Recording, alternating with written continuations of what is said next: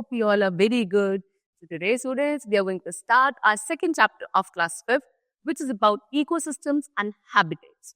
So बच्चों, आज हम लोग ecosystem के बारे में, habitats के बारे में, various habitats and the survival of the various life forms in their particular habitats we are going to discuss too. ठीक है? चल. So आज हम लोग पहले अपने चैप्टर की स्टार्टिंग करते हैं. The very first line is an ecosystem is a community of living organisms interacting with their environment. ठीक है? This interactions includes the exchange of energy and nutrients. Ecosystems can be small like a pond or large like a forest. They are crucial for maintaining the balance of life on earth. तो क्या है ecosystem? Ecosystem बच्चों interaction है इसका बहुत सारे living organism या living organisms की पूरी कम्युनिटी का विद देयर पर्टिकुलर एनवायरनमेंट. यानी कि जो भी लिविंग ऑर्गेनिजम्स जब अपने एनवायरनमेंट के साथ कोऑर्डिनेट करते हैं, इंटरैक्ट करते हैं और इंटरैक्ट करने के बाद जो सिनेरियो क्रिएट होता है that is known as ecosystem. ठीक है? चल, उसके बाद भी जो इंटरैक्शन होता है बच्चों, इसी की वजह से हमारे नेचर में क्या हो पाता है, एनर्जी और न्यूट्रिएंट्स का एक्सचेंज हो पाता है. ठीक है? आपका जो इकोसिस्टम है वो छोटे भी हो सकते हैं, बड़े भी हो सकते हैं, है ना, नेचुरल भी हो सकते हैं, मैन मेड भी हो सकते हैं. ठीक है? चल, अब each ecosystem has unique characteristics and support different types of plants and animals. हर एक इकोसिस्टम का अपना यूनिक नेचर होता है और वो यूनिक या फिर different types of plants and animals की लाइफ को सपोर्ट करते हैं. Understanding ecosystem help us appreciate the diversity of life and the importance of protecting natural habitat. तो आज तुम लोगों को पढ़ना है इकोसिस्टम्स के बारे में, क्योंकि इकोसिस्टम के बारे में अगर आप जानोगे तो आपको पता चलेगा कि ऑन द अर्थ कितनी डाइवर्सिटी ऑफ लाइफ है और वो कैसे कैसे अपने अलग अलग हैबिटेट्स में सर्वाइव कर रहे हैं. तो सबसे पहले the topic is what is an ecosystem. See, ecosystem is made up of living things like plants, animals and microorganisms, as well as non-living things like water, air and soil. These components interact with each other to create a balanced environment. For example, plants provide oxygen and food for animals, while animals help pollinate plants and spread seeds. देखो क्या है, आपके ecosystem के अंदर दोनों ही तरीके की living and non living things आती है ना. लिविंग थिंग्स में जैसे कि plants, animals and micro organism, और नॉन लिविंग थिंग्स में आता है air, water and soil and many more. तो ये सारी चीजें ही मिलकर क्या बनाती है, आपका इकोसिस्टम बनाती है. क्यों? क्योंकि जब ये लिविंग और नॉन लिविंग थिंग्स आपस में एक दूसरे के साथ इंटरैक्ट करती हैं और इंटरैक्ट करने के बाद जो लाइफ का पॉसिबिलिटी आगे होती है, लाइफ की जो डाइवर्सिटी आगे बनती चली जाती है, वो है जो हमारा इकोसिस्टम क्रिएट करती है. ठीक है? चलो, एग्जाम्पल आपको गिवन है कि प्लांट्स क्या प्रोवाइड करते हैं, फूड, ऑक्सीजन प्रोवाइड करते हैं एनिमल्स को, और एनिमल्स उनको इन रिटर्न क्या प्रोवाइड करते हैं. एक तो they help us as an pollinating agent, है ना. क्या एजेंट करते हैं, यानी कि स्प्रेड करते हैं सीड्स वगैरह, तभी न्यू प्लांट्स ग्रो कर पाते हैं. उसके अलावा they also provide carbon dioxide for the food making process of the plant. इस तरीके से प्लांट एनिमल्स को सपोर्ट कर रहे हैं और एनिमल्स प्लांट को support. Ecosystem can vary greatly in size and complexity. Some are simple with just a few species, while others are highly diverse with thousands of different organisms. क्या बोल रहे हैं, देखो इकोसिस्टम्स आपके साइज और complexity में different हो सकते हैं, यानी कि बहुत डिफरेंट साइजेस के और बहुत ही कॉम्प्लेक्स और सिंपल दोनों ही तरीके के इकोसिस्टम होते हैं. कुछ इकोसिस्टम बहुत सिंपल होते हैं, यानी कि उनमें 2 या 2-3 स्पीशीज होती है ना. एंड कुछ आपके बहुत कॉम्प्लेक्स होते हैं जिनमें बहुत thousands of different organisms are there. ठीक है? चल, each ecosystem plays a vital role in supporting life and maintaining the health of our planet. अब हर एक इकोसिस्टम का अपना एक रोल है, एक इम्पोर्टेंट रोल है लाइफ को मेंटेन करने में और सर्वाइवल पॉसिबल बनाने. चलो, तो सबसे पहले आते हैं हम टॉपिक टाइप्स ऑफ इकोसिस्टम में. So there are many types of ecosystem, each with unique characteristic. Okay, तो अब कुछ आपको बताए हैं. सबसे पहला है फॉरेस्ट इकोसिस्टम. ये क्या है? Forests are home to a diverse range of plants and animals. They are vital for producing oxygen and providing habitats. ठीक है? Diverse यानी कि variety range of plants and animals का habitat है कौन? Forest यानी कि जंगल, है ना. कितने आपको आपको हर एक वैरायटी का प्लांट और एनिमल मिल जाएगा, जाके कहा फॉरेस्ट में। उसके अलावा फॉरेस्ट क्या करते हैं, ऑक्सीजन प्रोड्यूस करते हैं, क्योंकि इतने सारे ट्रीज है वहां पे, तो ऑब्वियसली बात है ट्रीज का काम है ऑक्सीजन प्रोड्यूस करना। तो आपको अबंडेंट अमाउंट ऑफ ऑक्सीजन और बहुत सारे एनिमल्स के लिए शेल्टर का काम करते हैं कौन, हमारे forest. Next we come to desert ecosystem. Deserts have extreme temperature and low rainfall. They are home to specially adapted plants and animals. ठीक है, डेजर्ट्स क्या क्या होता है, so टेम्परेचर बहुत ज्यादा होता है वहां का, और रेनफॉल यानी कि बारिश काफी कम होती है। ठीक है, जो अडेप्टेड प्लांट्स एंड एनिमल्स होंगे उसी एनवायरनमेंट के हिसाब से वही वहां पे सर्वाइव कर सकते हैं। Next we come to aquatic ecosystem. These include freshwater ecosystem like rivers and lakes and marine ecosystem like oceans and seas. क्या आता है इसके अंदर, एक तो फ्रेश वाटर इकोसिस्टम आता है जैसे कि रिवर, लेक्स, और उसके अलावा कुछ मेरीन इकोसिस्टम भी इसके अंदर इंक्लूड होते हैं जैसे कि आपके ओशंस एंड सीज, क्योंकि इनके अंदर भी एक्वेटिक लाइफ एग्जिस्ट करती है। Next we come to grassland ecosystem. Grasslands are open areas dominated by grasses. नाम से ही पता चल रहा है ऐसे एरिया, ओपन एरिया जहाँ पे क्या है, सिर्फ ग्रासी ग्रासेस को आप ग्रासलैंड बोलोगे। ये support large herbivores and predators. यहाँ पे क्या मिलेंगे, हर्बीवोर्स एंड प्रेडेटर्स काफी ज्यादा आपको मिलते हैं। Next we come to tundra ecosystem. The tundras are cold and treeless regions found in the Arctic. क्या है, जो कोल्ड यानी कि काफी ठंडी, और कैसी आपकी ट्रीलेस यानी कि क्या नहीं होता है उसके अराउंड यहाँ पे ट्रीज नहीं होते हैं। यूजुअली आपके कहाँ होता है, आर्कटिक वाले एरिया में होते हैं।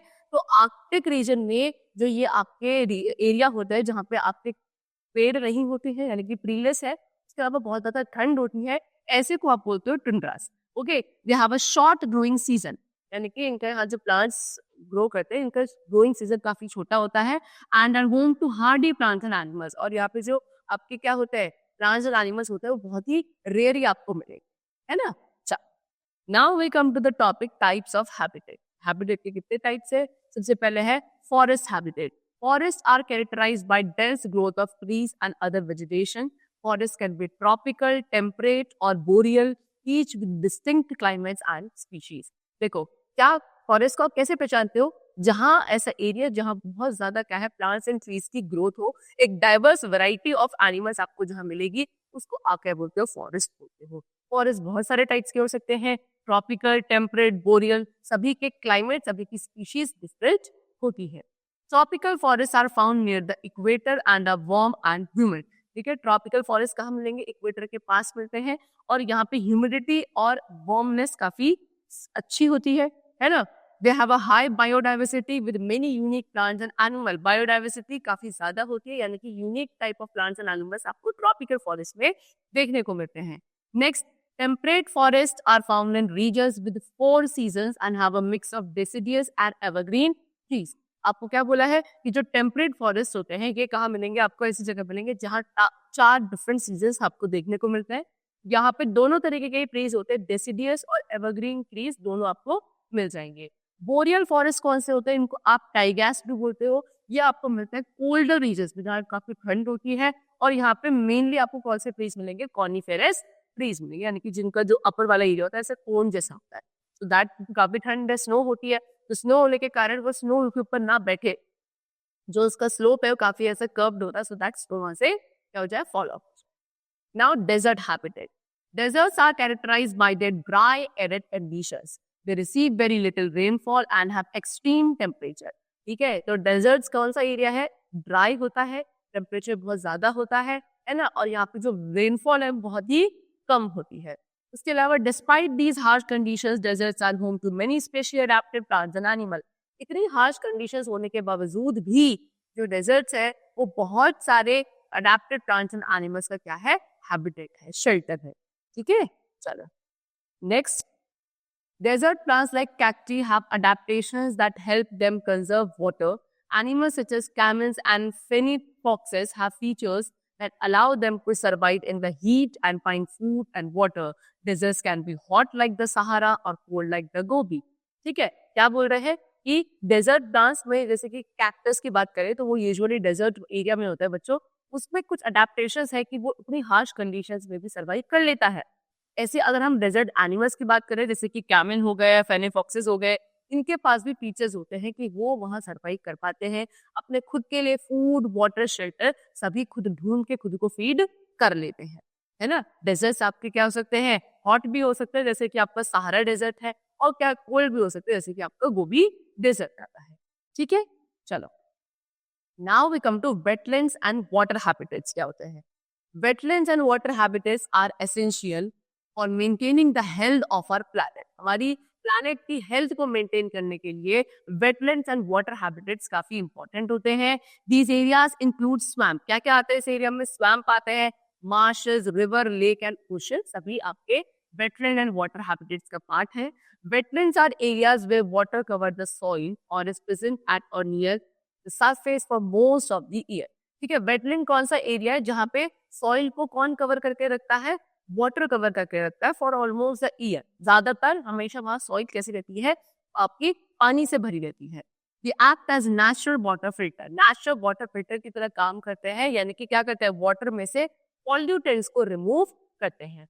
Wetlands provide a habitat for a variety of plants and animals, including many migratory birds. बहुत सारी migratory birds है जिनका habitat है क्या? आपके wetlands। उसके अलावा बहुत सारे plants वगैरह होते हैं जो वहाँ पे easily grow करते हैं।